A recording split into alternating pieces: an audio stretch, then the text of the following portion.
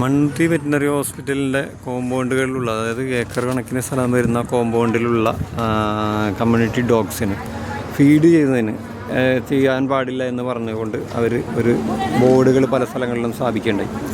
ഇത് ഇന്ത്യൻ ഭരണഘടനാ വിരുദ്ധവും നമ്മുടെ സുപ്രീം കോട്ടലക്ഷ്യവുമാണ്.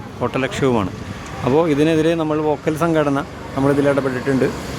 നമ്മളതിനുള്ള നിയമ നടപടികൾ സ്വീകരിക്കുന്നുണ്ട്.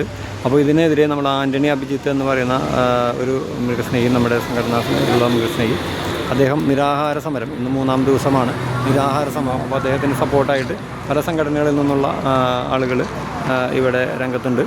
അപ്പോൾ നമ്മൾ വോക്കൽ സംഘടനയും ഇതിൽ നിയമപരമായിട്ട് ഉള്ള ഇടപെടൽ നമ്മൾ നടത്തിയിട്ടുണ്ട്.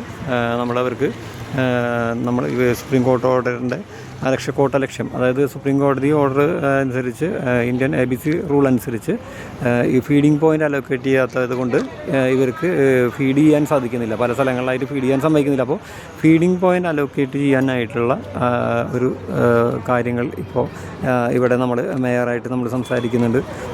നമ്മൾ ഫീഡിംഗ് പോയിൻ്റ് അലോക്കേറ്റ് ചെയ്യാത്തതൊരു നിയമവീഴ്ച തന്നെയാണ്, നിയമപരമായിട്ടുള്ള ഒരു വീഴ്ച തന്നെയാണ് വെറ്റിനറി ഈ സർവകലാശാലയിൽ സംഭവിച്ചിരിക്കുന്നത്. അതുമാത്രമല്ല, പല സ്ഥലങ്ങളിലും തദ്ദേശ സ്ഥാപനങ്ങളിലും നമ്മുടെ മുനിസിപ്പാലിറ്റികളിലും കോർപ്പറേഷനായാലും എവിടെയായാലും ഫീഡിംഗ് പോയിൻ്റ് ഇതുവരെ ആയിട്ടും അലോക്കേറ്റ് ചെയ്യുകയോ കൃത്യമായിട്ടുള്ള ABC നിയമം അനുസരിച്ച് ഡോഗ്സിനെ വന്ധീകരിക്കുകയോ ഒന്നും ചെയ്യാതെ അവർക്ക് കിട്ടുന്ന ഫണ്ട് ദുർവിനിയോഗം ചെയ്യുന്ന ഒരവസ്ഥയാണ് കൂടുതൽ.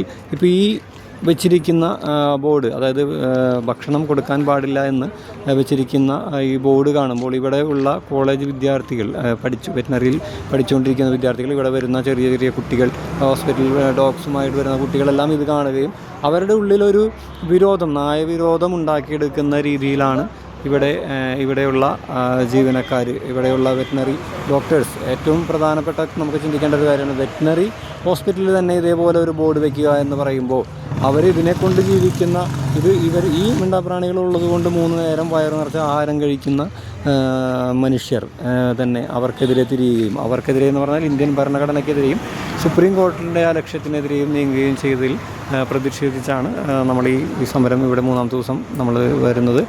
അപ്പോൾ എത്രയും വേഗം ഇതിൻ്റെ ഫീഡിംഗ് പോയിൻ്റ് അലോക്കേറ്റ് ചെയ്യുകയും കൃത്യമായിട്ടുള്ള പോയിൻ്റുകൾ അലോക്കേറ്റ് ചെയ്ത് അവർക്ക് ഭക്ഷണം ലഭ്യമാക്കുന്നതിന് വേണ്ടിയിട്ടാണ് നമ്മളിവിടെ സമരം നടത്തുന്നത്. അപ്പോൾ അതിന് നമ്മുടെ വോക്കൽ സംഘടന നമ്മൾ ഇടപെട്ടിട്ടുണ്ട്, നിയമപരമായിട്ടുള്ള ഇടപെടലുകൾ നമ്മൾ നടത്തിയിട്ടുണ്ട്.